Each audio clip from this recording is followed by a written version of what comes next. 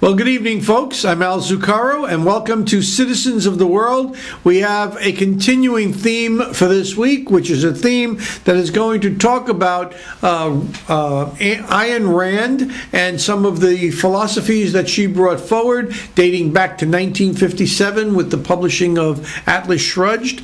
And we're going to also talk about peace through strength. A concept, when you pull up Wikipedia, you see that peace through strength has been a concept that has evolved over the ages. You find reference to it as far back as the Roman Empire and as far forward as today's elections.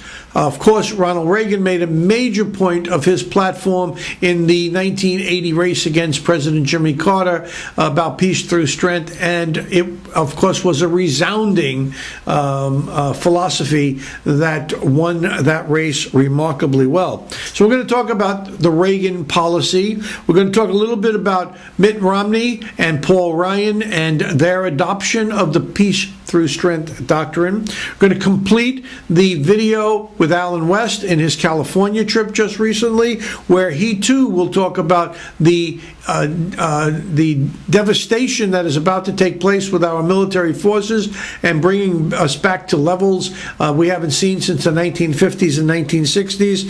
And then we're going to end the show with Phil Donahue's interview in, I believe, the 1980s of Ayn Rand, and it's about the theme is destroying capital from within. So if you'll just wait a couple of moments, we'll be right back, and I thank you for joining me tonight.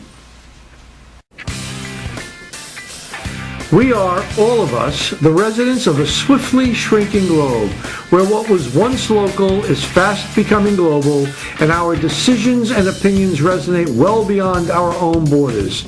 Join me each week, your host, Al Zucaro, from the epicenter of the Western Hemisphere, Boca Raton, Florida, in sunny South Palm Beach County, for a pointed look at politics, immigration, culture, and what it means to be a citizen of the world. Hi, welcome back, folks. A reminder, this show is being brought to you in part by Fugazi International Travel. That's www.fugazitravel.com on the web. Now, at this point in the show, I'd like to really talk a little bit about the peace through strength doctrine. As I indicated in my opening statement, this dates back as far as the Roman Empire. The bottom line is that people are respected when they can back their words up with actions.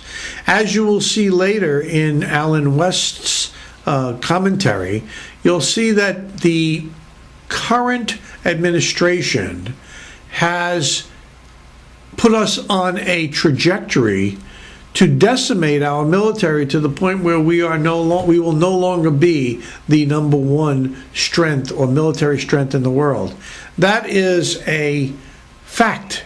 That is something that each of us as individuals need to weigh as to what is important and what is not. Now, Ronald Reagan used peace through strength as his basic philosophy back in 1979 during his campaign against Jimmy Carter. He won that campaign running away, actually. He won it easily. And we remember back then that some of the dictators, even the same countries that are problematic today, were causing issues back then. We had a hostage crisis. Wasn't it amazing that the moment Ronald Reagan got elected, the hostage crisis came to an end? Do you think that was coincidental? It wasn't coincidental. It was because they feared the fact that Reagan would actually do the things that he said he was going to do if they didn't get themselves under control. Well, that's the kind of message that Mitt Romney and Paul Ryan are delivering.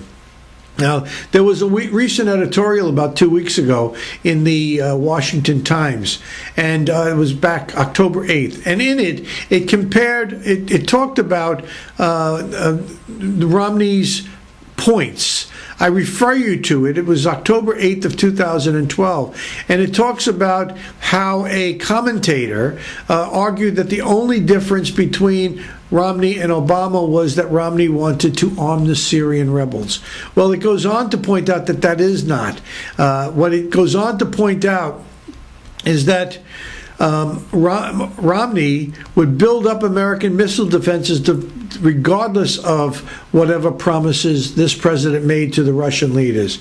He would take incredible steps to prevent Iran from developing a nuclear weapon beyond what is being done today. He offered a robust support to Iran's dissident movement and back reformers in the Middle East rather than to cheer on the Islamic extremists. I mean, the differences between Mr. Romney or Governor Romney and President Obama are just simply incredible.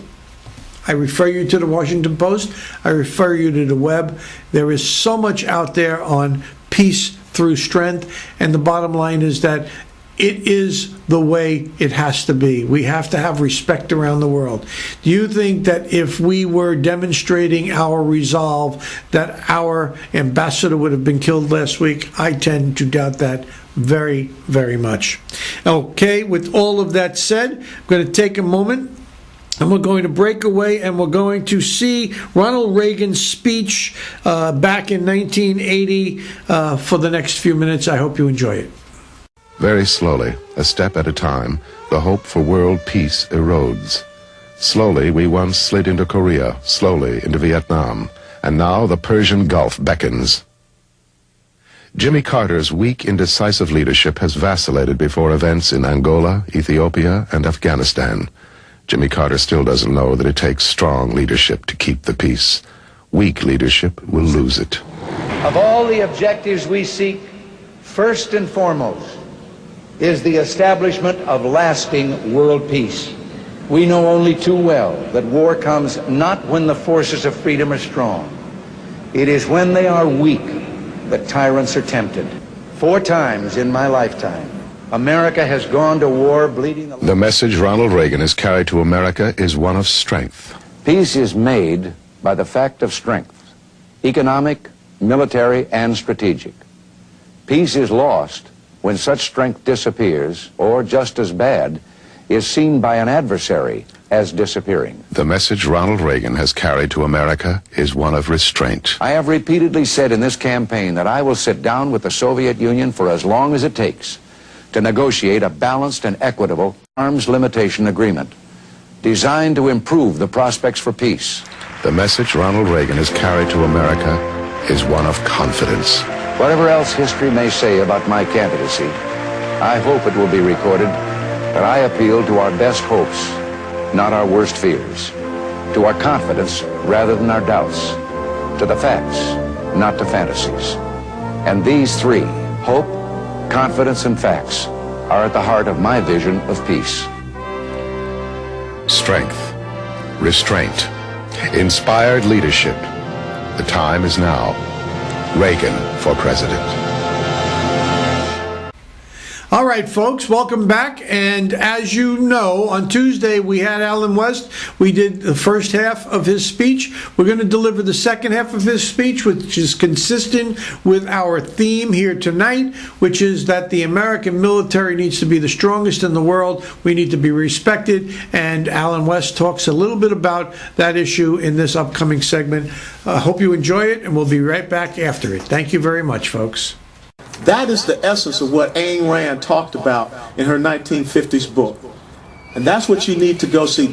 What she talked about, what happens when the land of dreams is crushed by people that want to have one simple thing: their own central control and power over your lives. That's why you are here. That's what you are fighting against. And see, even if we get everything perfect, even if we get everything correct, we restore our economy. We go back and we look at our energy security and we promote the full spectrum of our resources here so we reduce that burden upon you at the gas pump. Our greatest responsibility is to keep you safe. Our greatest responsibility, as those forefathers wrote in the United States Constitution, James Madison, John Jay, Alexander Hamilton, was to provide for the common defense, was to make sure that we protected you from those enemies that are foreign but also domestic, that we recognize the forces that stand up against us a free people, a constitutional republic. But when you think about what we're about to do to our military with this thing called sequestration, the fact that we're about to put 200,000 men and women in uniform out of the military, the fact that we're about to take our Army and Marine Corps down to 1940s level, our United States Navy down to 1915s level, our United States Air Force will be the smallest Air Force since we created the modern United States Air Force, because we're going to get rid of 9 tactical fighter squadrons. What message do we send to our enemies about our land of dreams? That we don't want to defend it. And therefore, on the 11th anniversary of September 11th, you saw exactly what happens when you abandon Ronald Reagan's simple premise of peace through strength. When all of a sudden you take the concept and understand that weakness is provocative. Great men and women built this land of dreams. Great men and women like my parents, born in 1920 and 1931 in South Alabama and South Georgia, they would have never thought that in 1961, when their son Alan was born, that one day he would rise up to have retired from the United States Army as a lieutenant colonel and then become a United States representative and represent the highest per capita income zip code in the United States of America. That's what the field of dreams, that's what the land of dreams is all about. Each and every one of you has stepped up and taken the bat, and you've knocked it out deep center field. Now the point is this: will we be the first generation that does not allow the subsequent generations to step up to the plate with bat in hand and knock it out of the park? Not on my watch either.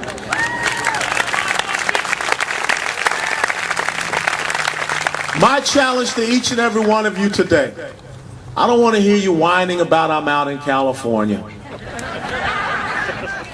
Because the great thing about paratroopers, when you go back and you look at what paratroopers did the night before D-Day, they jumped in behind enemy lines. They took the hardest mission. And many of them were told to hold until further relief. Hold this bridge, take this field, take this town. And even when they were dropped at altitudes below the proper drop zone levels, many of them landed, as you saw, without their weapons, without their equipment. Many of them were scattered all over the place. But you know what they did? Where they landed, they fought. They provided confusion to the German army because they organized themselves and they understood one simple thing: I was given a mission. Ladies and gentlemen, your mission is very simple. Your mission is to make sure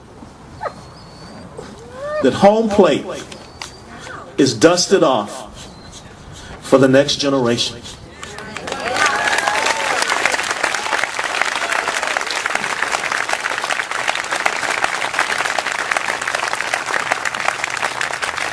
Your mission is to make sure that young man, that young girl back there will years from now step up to the plate, and when they crush that ball, they will hit first base, they will hit second base, they will hit third base, and they will round and they will put their feet on home plate and score another run for these great United States of America.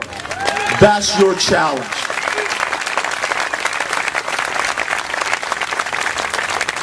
As Thomas Paine said very succinctly, these are the times which try men's souls, when the summer soldier and the sunshine patriot will in this crisis shrink from their duties. But to those who will make a stand, they will gain the love and admiration of all men and women.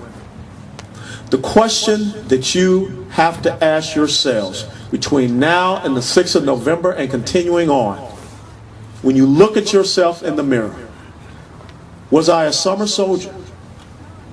Was I a sunshine patriot?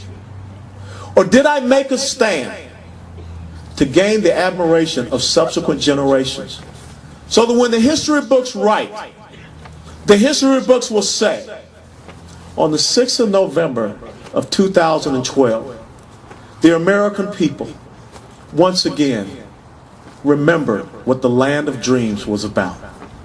They remembered their fundamental principles of limited government and fiscal responsibility. They remembered the great blessing of liberty that says it's about their individual sovereignty. They restored the freedoms of their free market. They stood for their traditional cultural values. And they made sure that the walls that protect the longest running constitutional republic that the world has ever known, they stood as watchmen on the walls to secure those freedoms and liberties for future generations. That's what you have to ask yourself. That's what has to be in the history books. And I want to thank you for having me out here. But every day, dust off home plate and make sure that the land of dreams that you built is passed on for our future generations. God bless you all, and God thank you.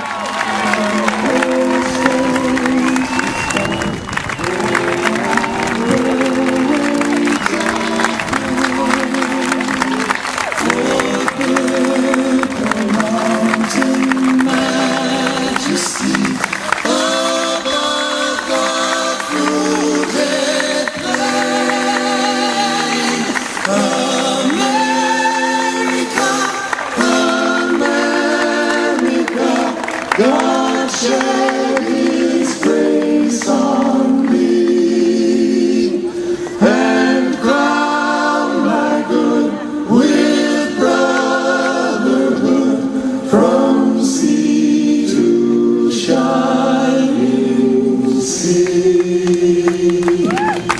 As I was walking. All right, everybody, turn the music off. Okay, I can't sing. But here we go. God bless America. Land that I love, stand beside her and guide her through the night with the light from above. From the mountains to the prairies to the oceans white with foam. God bless America, my home, sweet home. God bless America, my home, sweet home. Thank you very much, everybody. Well, ladies and gentlemen, I think you all got your money's worth today.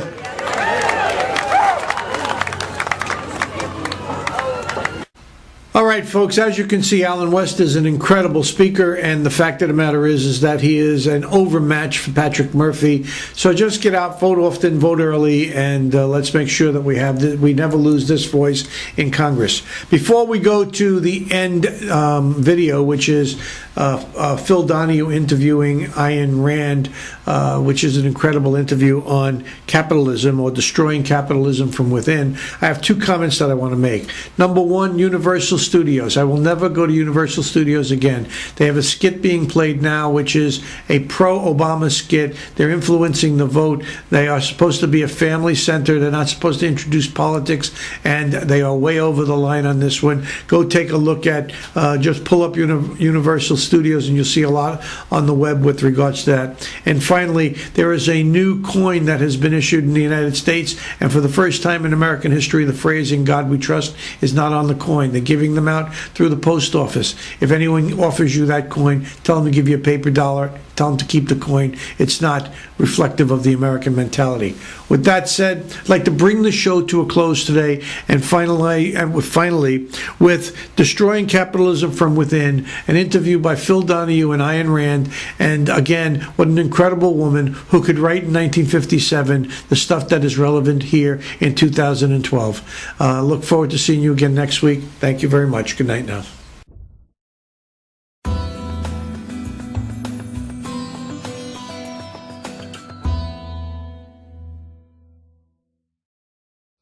Now, one of the principal achievements of this country in the past 20 years particularly, I think most people agree, is the gradual growth of social protective legislation based on the principle that we are our brother's keepers. How do you feel about the political trends of the United States, the Western world? The way everybody feels, except more consciously. I feel that it is terrible, that you see destruction all around you, and that you are moving toward disaster until and unless all those welfare state conceptions have been reversed and rejected.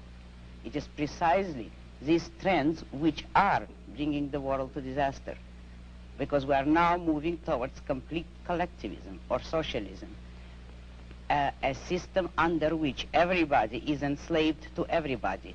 And we are moving that way only because of our altruist morality. Ah, yes, but you say everybody is enslaved to everybody. Yet this came about democratically, Ayn. Free people in a free country voted for this kind of government, wanted this kind of legislation. Do you object to the democratic process? I object to the idea that people have the right to vote on everything. The traditional American system was a system based on the idea that majority will prevailed only in public or political affairs, and that it was limited by inalienable individual rights. Therefore, I do not believe that a majority can vote a man's life or property or freedom away from him. Therefore, I do not believe that if a majority votes on any issue, that this makes the issue right. It doesn't. All right. Then how do we arrive at action? How should we arrive at action? By voluntary consent, voluntary cooperation of free men, unforced. And how do our leaders arrive? How do we arrive at our leadership? Who elects? Who appoints? The whole people elects. There is nothing wrong with the democratic process in politics. We arrive at it the way we arrived by the American Constitution as it used to be. By the constitutional process as we had it, people elect officials, but the powers of those officials, the powers of government are strictly limited. They will have no right to initiate force or compulsion against any citizen except a criminal. Those who have initiated force will be punished by force, and that is the only proper function of government. What we would not permit is the government to initiate force against people who have hurt no one, who have not forced anyone. We would not give the government or the majority or any minority the right to take the life or the property of others. That was the original American system. When you say take the property of others, I imagine that you're talking now about taxes. Yes, I am. And you believe that there should be no right by the government to tax. You believe that there should be no such thing as welfare legislation, unemployment compensation, regulation during times of stress, certain kinds of rent controls and things like that. That's right. I'm opposed to all forms of control. I am for an absolute, laissez-faire, free, unregulated economy. Let me put it briefly. I'm for the separation of state and economics, just as we had separation of state and church, which led to peaceful coexistence among different religions after a period of religious wars. So the same applies to economics. If you separate the government from economics, if you do not regulate production and trade, you will have peaceful cooperation and harmony and justice among men. You are certainly enough of a political scientist to know that certain movements spring up in reaction to other movements. The labor movement, for instance, certain social welfare legislation. This did not spring full-blown from somebody's head, out of a vacuum. This was a reaction to certain abuses that were going on. Isn't that true, Ayn? Not always. it actually sprang up from the same source as the abuses.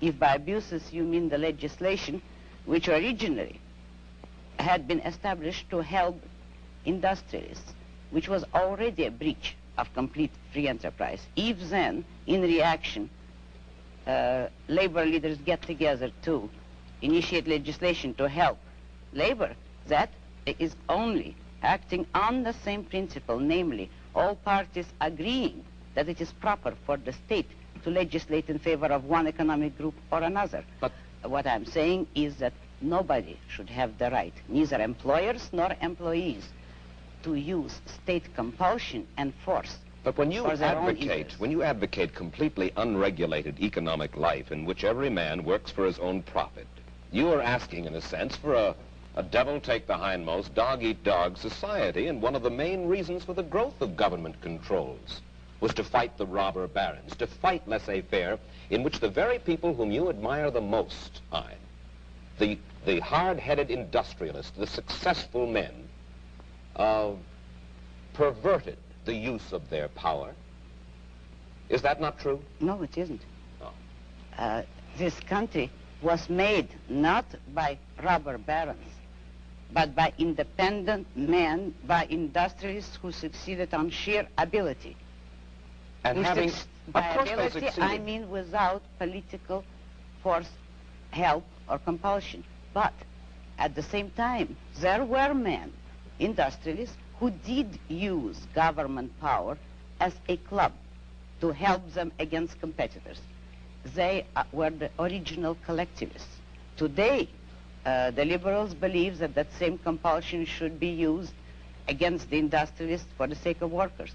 But the basic principle there is, should there be any compulsion? And the regulations are creating robber barons. They are creating capitalists with government help, which is the worst of all economic phenomena.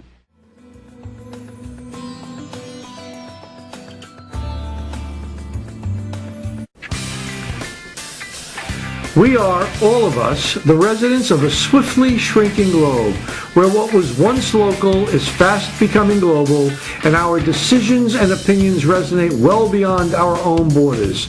Join me each week, your host, Al Zucaro, from the epicenter of the Western Hemisphere, Boca Raton, Florida, in sunny South Palm Beach County, for a pointed look at politics, immigration, culture, and what it means to be a citizen of the world. What's the matter? Trouble with a car insurance claim.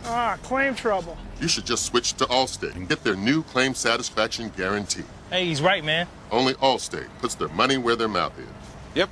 Claim service so good, it's guaranteed. So I can always count on them. Unlike Randy over there. That's one dumb dude. The new claim satisfaction guarantee. Dollar for dollar, nobody protects you like Allstate.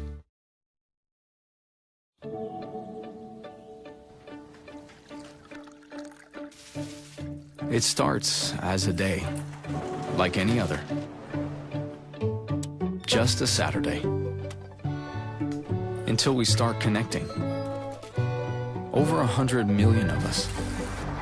To turn this day into a movement. Where the small shop across the street gets big support across the nation. A day where communities prosper and main streets start booming. Because when we all come together, that's the power of all of us. That's the power of all of us. Power of all of us. Amazing things happen.